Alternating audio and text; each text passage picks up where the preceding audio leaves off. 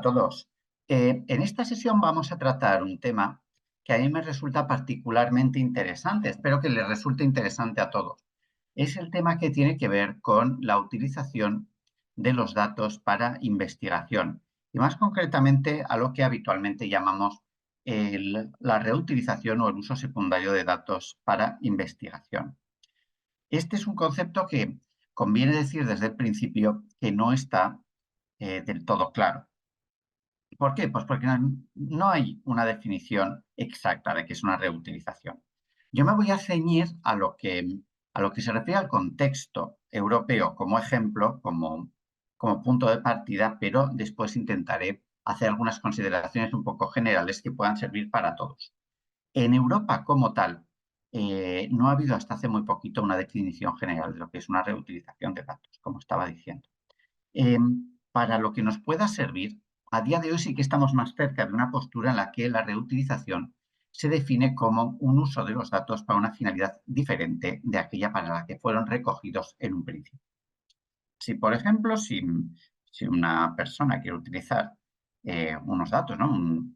Un controller, un responsable de tratamiento quiere utilizar unos datos que se recogieron, pues, por ejemplo, para un fin, para un uso clínico, para otras finalidades como la investigación en el desarrollo del cáncer, está haciendo una reutilización de esos datos. También estará haciendo una reutilización de datos si, por ejemplo, se recogieron originalmente para investigar sobre oncología y los va a utilizar para analizar otro tipo de problemas o de investigaciones que pueden ser, por ejemplo, de salud pública o que pueden ser de enfermedades muy diferentes a las originales. Existe, desde luego, una discusión sobre si un uso compatible de datos es una reutilización o no, pero en principio yo tiendo a pensar que cuando el uso es compatible no hablamos de reutilización, sino que estamos utilizando de nuevo los datos, lo que no es exactamente lo mismo. Pues bien, ese uso secundario, esa reutilización de datos, es una cuestión compleja porque, de un lado, a día de hoy sabemos que es absolutamente necesario movilizar todos los datos que tenemos a nuestra disposición para poder desarrollar sistemas de inteligencia artificial, modelos de inteligencia artificial que nos puedan ayudar en el futuro. Pero de otro lado es evidente que la utilización de esos datos puede conculcar algunos derechos de particular relevancia, como pueden ser los usos a la autodeterminación en términos de datos, ¿no? La autodeterminación informativa, saber lo que o respetar lo que una persona quiere que se haga con la información que tiene que ver consigo misma. Pues bien, esta es una materia que, como digo, es complicada porque al fin y al cabo pone en jaque algunos de nuestros principios, de nuestros valores fundamentales. De un lado están lo que podríamos definir como los intereses de las personas individualmente concebidas, las parte que tiene que ver con la autonomía individual, con lo que nosotros queremos, ¿no? Con lo que deseamos, con nuestros intereses, y de otro lado están los intereses de la sociedad en su conjunto. Es decir, la sociedad puede tener un interés en que los datos se utilicen para desarrollar la investigación, para crear modelos que sirvan para todo. Claro, este conflicto de intereses no es sencillo de responder. Como sabemos, en otro tiempo, este tipo de problemas dieron lugar a soluciones trágicas, como por ejemplo las investigaciones que se hicieron, no ya solo en la Alemania nazi, que es la más conocida, ¿no? Pero sino también en otros lugares y en otros momentos históricos, ¿no? Como el caso Tuskegee en Alabama, en Estados Unidos, que es uno de los más famosos, en los que en aras de avanzar por el desarrollo de la ciencia o por los intereses de una sociedad concreta, se vulneraron gravemente derechos fundamentales de las personas. Con lo que, al menos en el ámbito de la biomedicina, después de la Segunda Guerra Mundial, se optó más bien por lo contrario, que fue primar absolutamente los derechos e intereses de las personas sobre los intereses de la sociedad en su conjunto, tal y como figura, por ejemplo, en la Declaración de Helsinki o en el artículo 2 del Convenio de Oviedo sobre biomedicina. Esto, como digo, es un problema que va a volver a surgir, que está surgiendo, de hecho, con el tema de los datos y que es difícil decidir cuál debe ser la respuesta. Desde mi punto de vista, cualquiera de las dos más radicales que se han dado habitualmente, es decir, que siempre tengan que prevalecer los intereses de la sociedad o que siempre tengan que prevalecer los intereses de la persona, pueden ser excesivos y lo que hay que intentar es conciliar ambos. Pues bien, entrando ahora en cómo se puede hacer esto y qué podemos hacer para intentar realizar un uso secundario de los datos que sea razonable, me gustaría referirme a cuál ha sido la evolución de todo esto en el contexto de la Unión Europea, porque creo que es muy significativo. Para los que no estén familiarizados con ello, les diría que la Unión Europea ha intentado imponer una visión que intenta diferenciarse de cuál es la visión de los Estados Unidos o cuál es la visión de China, por poner algún ejemplo, ¿no? La visión de la Unión Europea, o la apuesta que han hecho firmemente, ha sido pensar que es posible conciliar los intereses del individuo con los intereses de la ciencia y el desarrollo, ¿no? De la investigación. De tal manera que lo que han intentado demostrar, lo que está intentando demostrar, es que se puede investigar siendo muy escrupulosos con el respeto de los intereses y los derechos de las personas, que las dos cosas no son inconciliables. Bien, el primer gran instrumento que plasma esto es el Reglamento General de Protección de Datos de 2016, que es universalmente conocido como una de las herramientas normativas de referencia en lo que se refiere al tratamiento de datos personales. Por supuesto, no surgió del vacío, había ya una directiva anterior de la Unión Europea que se ocupaba de estas cosas, pero el reglamento es particularmente importante. Para los que no estén familiarizados con ello, los reglamentos de la Unión Europea son normas de particular importancia en cuanto que son algo parecido a lo que podríamos llamar una normativa federal. Obviamente la Unión Europea no es una federación de estados, pero esto es relativamente parecido en el sentido de que una vez que se aprueban los reglamentos europeos a través de un procedimiento que es un tanto complejo, son directamente aplicables en todos los estados miembros de la Unión Europea. Luego, en ese sentido, son prácticamente algo parecido a leyes federales. Pues bien, este reglamento de 2016, como digo, fue el primero que se aplicaba de manera uniforme en toda la Unión Europea y fue el que introdujo algunas medidas fundamentales en torno al tratamiento de datos personales. Es importante señalar que este reglamento se refería exclusivamente a datos personales, no se refería a los datos que no son personales. En contexto europeo, como en prácticamente todos, los datos personales son aquellos que se refieren a una persona identificada o identificable. Esos son datos personales. En cambio, no van a ser datos personales los datos que estén anonimizados o que sean anónimos por su propia naturaleza.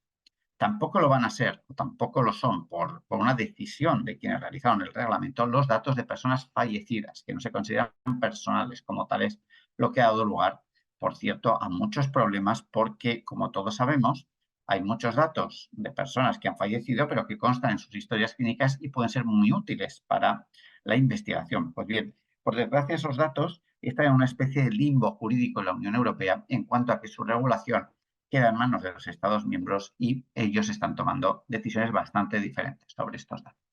Pero bueno, volvamos hacia lo que es el eje de la cuestión.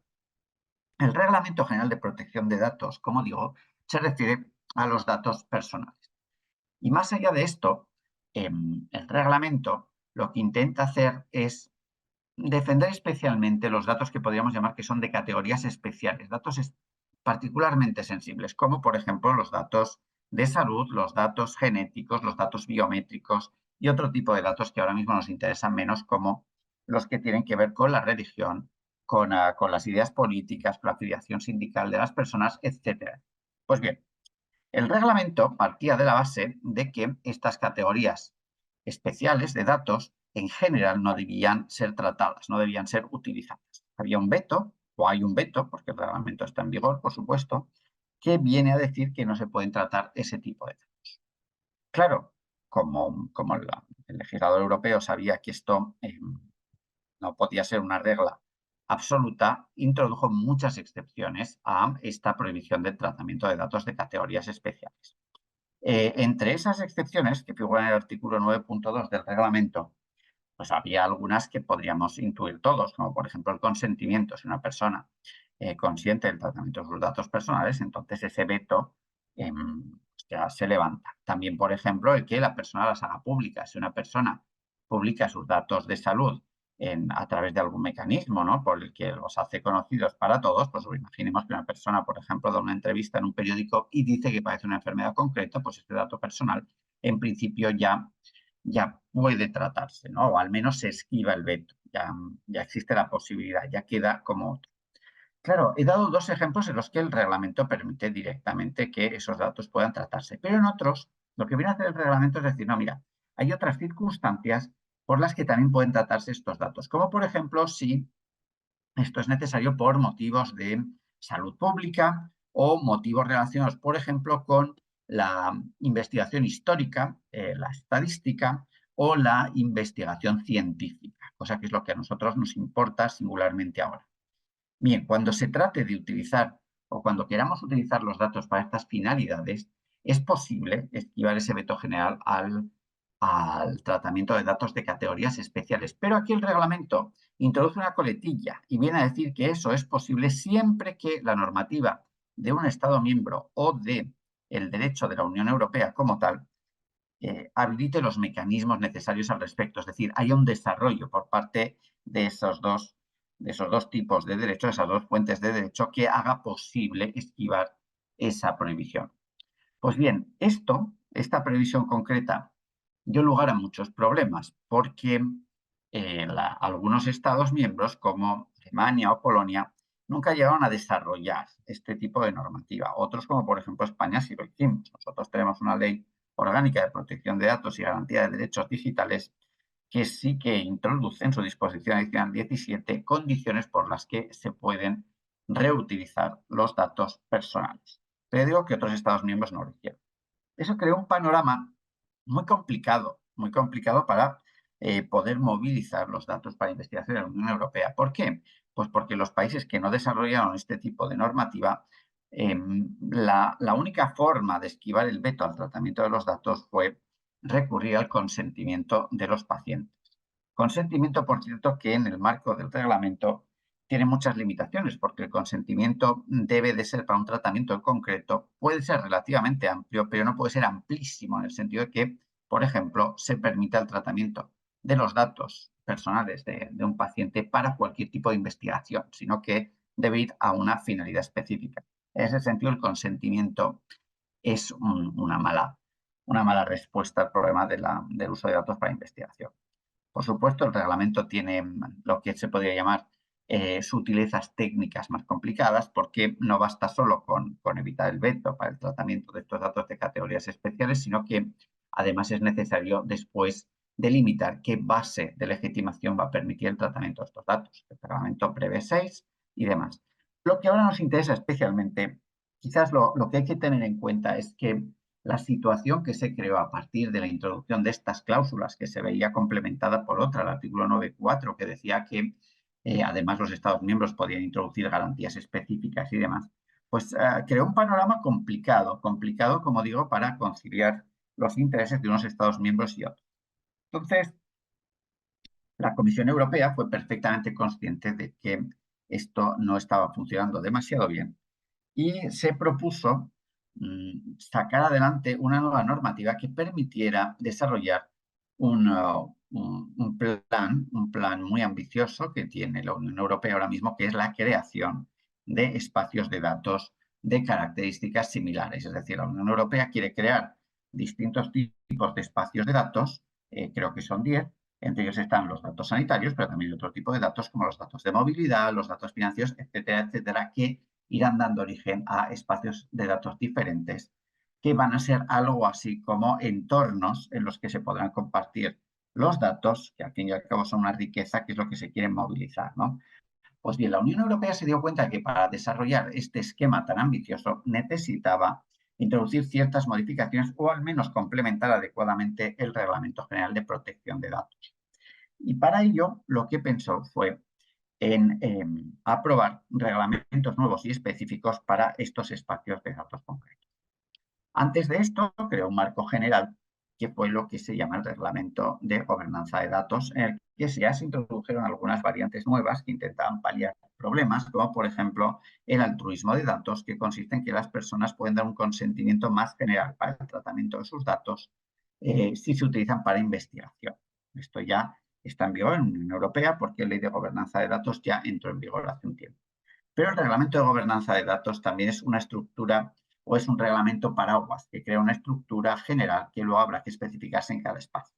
Entonces, lo que hace la Comisión Europea es una propuesta hace 4 años, perdón, en la que viene a intentar construir un espacio europeo de datos sanitarios a partir de la arquitectura de gobernanza diseñada por la Ley de Gobernanza de Datos y partiendo de la base de las previsiones normativas incluidas en el Reglamento General de Protección de Datos. Entonces, lo que hace la Comisión Europea es proponer un reglamento nuevo. Este reglamento que propone la Comisión Europea es el reglamento para un espacio europeo de datos sanitarios, porque lo que intenta regular es precisamente este espacio en concreto, el de datos sanitarios. ¿Cuál es la visión de la que parte la Comisión Europea? Bueno, pues la Comisión Europea parte de esa idea de que hay que movilizar los datos, hay que encontrar una forma de que se empiecen a compartir todos los datos que están presentes en la Unión Europea y hace falta además que se hagan de una manera homogénea en todo lo posible. Así que la Unión Europea empieza, en la parte que se refiere al uso de datos, al uso secundario de datos, el reuso de datos para investigación, empieza introduciendo una provisión que es muy interesante. La Unión Europea lo primero que hace es decir, mira, en nuestro territorio hay muchos datos, tenemos muchas bases de datos de las que sabemos muy poco. Entonces, lo primero que dice es, mira, a partir de ahora, todo el que posea unas bases de datos de salud, de datos genéticos, datos que tengan que ver con la salud de los ciudadanos, van a tener que declararlas. Con lo que, en principio, todos los que tengan esas bases de datos, y no sean microempresas, van a tener que trasladar a un organismo creado al efecto la información sobre qué tipo de bases de datos poseen y cuáles son sus características principales. Con ello, se va a crear un catálogo de bases de datos disponibles en la Unión Europea, lo que ayudará muchísimo a mejorar, a estandarizar los procedimientos de investigación porque podremos saber mucho mejor qué calidad tienen los datos de los que se está haciendo. Lo que, como sabemos, es muy importante de cara a construir sistemas de inteligencia artificial que no muestren sesgos, por ejemplo. Entonces, lo primero que se hace o que se va a hacer es crear ese catálogo de datos.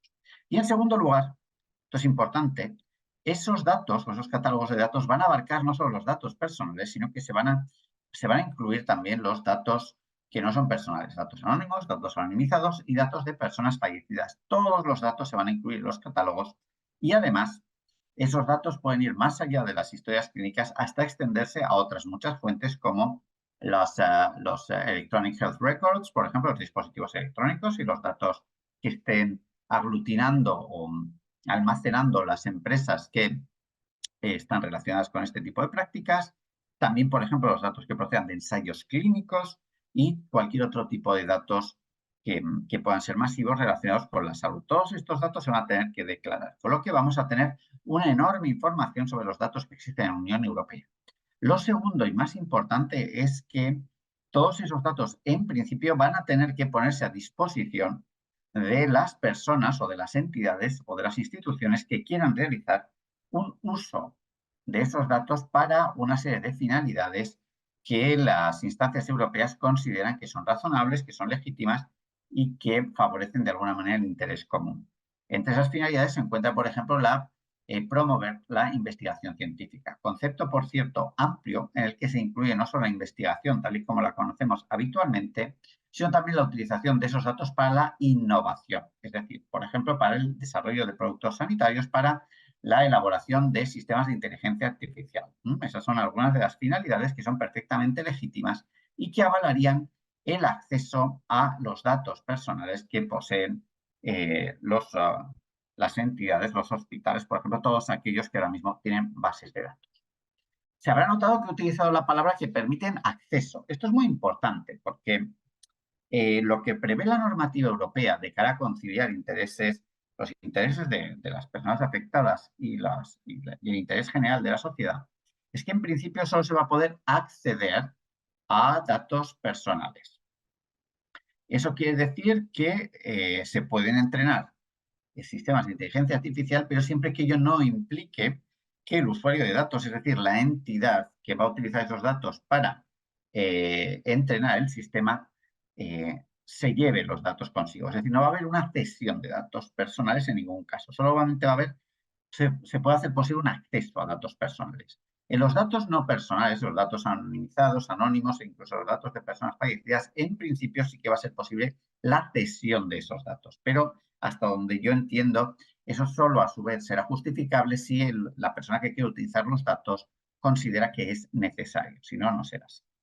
En cualquier caso, tanto si son datos personales como datos no personales, hay que tener en cuenta que va a ser muy difícil identificar a la persona a la que se refieren. En el caso de los anonimizados es imposible. En el caso de los datos personales va a ser complejo porque cualquier tipo de acceso a datos personales partirá de la base de que esos datos personales van a ser datos pseudonimizados. Un dato pseudonimizado es aquel en el que todavía es posible ligarlo a la persona, pero solo a través de una información adicional a la que se posee. Un caso típico de un dato pseudonimizado es un dato cifrado, en el que solo si se tienen las claves del cifrado se puede identificar a las personas a las que sean ligados esos datos, ¿no? Pues esos son datos pseudonimizados. Pues bien, en el caso del nuevo reglamento del Espacio Europeo de Datos Sanitarios, que por cierto, no lo he dicho, pero lo digo ahora, se ha aprobado ya en su última versión, después de la negociación entre el Parlamento y el Consejo Europeo, pues que ya se ha aprobado, va a permitir que se tenga acceso a datos pseudonimizados solo cuando la parte que los quiere utilizar, es decir, el usuario de los datos, sea capaz de demostrar que no puede llegar al mismo resultado con datos anónimos o anónimos. Así que en principio tenemos un procedimiento, una idea que me parece bastante razonable, que es que en el futuro va a haber grandes bases de datos que van a estar disponibles para el que las quiera utilizar siempre que sea para alguno de los fines que se consideran loables por parte del reglamento y esto lo añado ahora, con una serie de condiciones y garantías como que en principio siempre van a tener que utilizarse datos anonimizados y solo se utilizarán datos personales, en todos casos pseudonimizados, cuando el usuario que los va a utilizar justifica que efectivamente esto es así. A su vez, va a haber algunas finalidades prohibidas. Los datos no se van a poder utilizar en ningún caso cuando eso cause un perjuicio, por ejemplo, a las personas a las que esos datos se refieren, cuando se van a utilizar pues, para según qué tipo de finalidades que considera prohibidas el reglamento, como por ejemplo relacionadas pues, con usos discriminatorios, ¿no? Por poner un ejemplo. Una vez que se cumplen esos requisitos, es importante también tener en cuenta que lo que han intentado las instituciones europeas es ser muy garantistas en todo el proceso. Con lo que, en general, con algunas excepciones, pero en general, en esa fórmula para acceder a los datos va a existir siempre un intermediario entre la entidad que posee los datos y la entidad que desea utilizar los datos, es decir, el usuario de datos, que es lo que se llama un organismo de acceso. Esto del organismo de acceso es una figura de nueva creación. Van a ser instituciones públicas, tendrá que haber una en cada Estado miembro, puede que haya más de una, pero son instituciones públicas que van a hacer de interfaz entre unos y otros. Pero su labor no va a ser meramente pasiva, sino que ellos además van a ser muy activos en el sentido de que todo el entrenamiento de los sistemas de inteligencia artificial, por ejemplo, a través de acceso de datos, se va a hacer a través de estos organismos de acceso que serán los responsables de crear lo que se han denominado espacios seguros. ¿Qué son espacios seguros? Pues espacios seguros son aquellos entornos en los que se puede garantizar que se van a cumplir las previsiones del reglamento tal y como ha sido consensuado. Esto significa que en esos espacios seguros se va a garantizar que efectivamente ningún sistema que se entrene con unos datos va a poder llevarse esos datos. En caso de que sean datos pseudonimizados, se va a garantizar que no sea posible romper ninguna de las garantías que introduce el reglamento en sí. Con lo que, en principio, el mecanismo va a ser relativamente sencillo. Es decir, quien desee utilizar unos datos que están incluidos en una de las bases de datos que figura en el catálogo, va a cursar una petición al organismo de acceso al que esté ligado la institución que posee esos datos y a partir de ahí el organismo de acceso dictaminará si esa pretensión es razonable, si se le concede o no ese acceso y en caso de que se le conceda el acceso, pues delimitará cuál va a ser el entorno seguro, cómo se va a garantizar esa seguridad, qué garantías se introducen y a partir de ahí se entrará una esfera de corresponsabilidad entre el organismo de acceso y el usuario de los datos para realizar las actividades previstas. Por lo que en principio el régimen, como digo, es muy garantista. Más allá de eso, incluso en la versión final consensuada, se ha ido más allá de lo que quería la Comisión y se ha establecido un sistema por el que las personas, los individuos, particularmente los pacientes, pero en general todos aquellos cuya información esté en alguna de esas bases de datos, van a poder optar por negarse a que sus datos se utilicen para investigación, para esas finalidades, ¿no? Para las finalidades previstas en el Reglamento del Espacio Europeo de Datos Sanitarios. Por lo que el sistema, en principio, lo podríamos calificar como de un opt-out. Esto quiere decir que se van a habilitar mecanismos para que todo el que desee pueda oponerse al tratamiento de sus datos para los fines que estamos comentando. Esto, por supuesto, es una cuestión que va a dificultar un tanto la investigación, pero no hasta extremos inauditos, porque el reglamento sí que prevé que cuando sea un tipo de investigación particularmente importante para fines de interés público y cuando se desarrolle por instituciones públicas o por otras encargadas de esto, pues entonces ese opt-out no va a ser funcional y se va a poder esquivar el veto de las personas al tratamiento de esos datos. Habrá que ver al final cómo se articula el sistema, pero en principio es verdad que el balance se ha hecho estableciendo esa capacidad de que las personas nos podamos oponer, pero pensando que si no hay esa oposición, en principio va a ser lícito el tratamiento. Y eso, por supuesto, con las excepciones al opt-out que acabo de mencionar.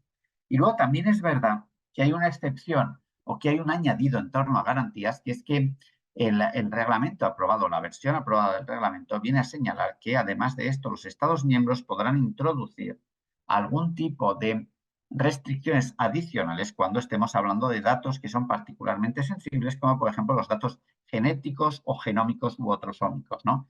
Esto significa que cuando estemos en presencia de datos de esta naturaleza, cada uno de los Estados miembros de la Unión Europea puede introducir previsiones adicionales. Una cláusula bastante abierta que habrá que delimitar y ver qué significa. Una de las cosas que se pueden discutir es si esto justificaría, por ejemplo, que algún Estado siga diciendo que, al menos en el caso de estos datos tan particulares, no se van a poder utilizar para el tratamiento, salvo que exista un consentimiento de los interesados, de las personas a los que se refiere la información que contiene. Esto habrá que verlo en un futuro porque no está claro cómo se va a delimitar exactamente qué significa esto de las garantías adicionales. Pero en conjunto sí que se puede decir que existe ahora mismo ese acuerdo final que es bastante equilibrado y que a mi juicio responde razonablemente a aquella necesidad de contraponer los intereses de los individuos y los intereses de la sociedad en su conjunto, de tal manera que sea posible desarrollar la investigación e innovación, pero sin violentar excesivamente los intereses y los derechos de las personas. Por supuesto, cualquier persona sigue conservando todos los derechos que da el Reglamento General de Protección de Datos, pero en relación con lo que prevé el nuevo Reglamento del Espacio Europeo de Datos Sanitarios. Con lo que, en principio, yo diría que la Unión Europea entiendo que ha conseguido dar con una clave interesante sobre cómo resolver el nudo gordiano de la defensa de las personas y el desarrollo de la investigación. Por supuesto, habrá muchos críticos que dirán que esto en el fondo no es tanto así y algunos dirán que da excesiva relevancia a la autonomía de las personas y otros, me imagino que la mayoría, vendrán a decir que en realidad esto en el fondo nos deja desprotegidos. Yo francamente soy un tanto optimista, tiendo a pensar que el equilibrio es bueno y que efectivamente las personas estarán muy protegidas, mucho más protegidas de hecho de lo que lo están cuando la base de legitimación de un tratamiento, cuando todo se confía al consentimiento individual. Por la simple razón de que, por desgracia, un consentimiento solo funciona bien cuando es libre, es decir, cuando es voluntario y cuando está bien informado. Todos sabemos que en términos de tratamiento de datos cada vez es más complicado que esto sea así. No ya solo porque no siempre somos libres, sino sobre todo porque estar bien informados es extremadamente complejo por los requerimientos de tiempo y de otras muchas cosas que ello implicaría. Así que en la práctica yo creo que se ha optado por la solución correcta y espero que les haya convencido, aunque sea mínimamente. Así que muchísimas gracias por su atención, de verdad. Espero que les haya resultado muy interesante y que sigamos en contacto con este tema en un futuro. Gracias. Acompáñanos en nuestras videoconferencias, mesas de diálogo, cursos y otros eventos. Dale me gusta, comparte y suscríbete. Y no olvides seguirnos en todas nuestras redes.